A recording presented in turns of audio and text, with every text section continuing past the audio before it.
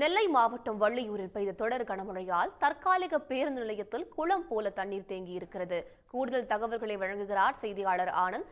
அங்கு தேங்கியிருக்கக்கூடிய மழைநீரை அகற்றும் பணிகள் முடுக்கிவிடப்பட்டிருக்கிறதா? விவரங்கள் என்ன?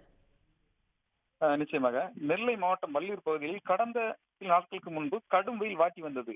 இந்த நிலையில் 2 நாட்களுக்காக கனமழை பெய்து வந்த சூழ்நிலையில் இன்று மதியம் ஒரு மணி நேரம் பெய்த கனமழையால் வள்ளியூர் அதன் சுற்றோட பகுதி பெரிய அளவில் மழை பெய்து வந்தது. தற்போது வள்ளியூர் தற்காலிக பேருந்து நிலையம் குளம் போல காட்சியளிக்கிறது. இதனால் பயணிகள் பேருந்தில் ஏறி இறங்குவதற்கு மிகுந்த சிரமத்துக்கு உள்ளாகின்றனர். மற்றும் வள்ளியூர் மெயின் ரோட்டில் சந்தை அருகில் தண்ணீர் குளம் போல் தேங்கி காணப்பட்டு வருகிறது. வாகனங்களில் செல்பவர்கள் மிகுந்த சிரமத்துக்கு உள்ளாகி வருகின்றனர். மேலும் மழை நீருடன் கால்வாய் நீரும் சாக்கடை நீரும் கலந்து வருவதால் பொதுமக்களுக்கு மிகுந்த அவதிக்குள்ளாகி வருகின்றனர். மேலும் அதிக அளவில் மழை பெய்ததால் ரோட்டில் வாகனங்கள் செல்பவர்கள் முன்விளக்கை எரியவிட்டவாறு சென்று வருகின்றனர். மேலும் வள்ளியூர் பேரூராட்சி நிர்வாகம் விரைந்து நடவடிக்கை எடுத்தால் மட்டுமே இந்த தண்ணீரை முழுமையாக அகற்றி முடியும் என அப்பகுதி மக்கள் வள்ளியூர் பேரூராட்சிக்கு கோரிக்கை விடுத்துள்ளனர்.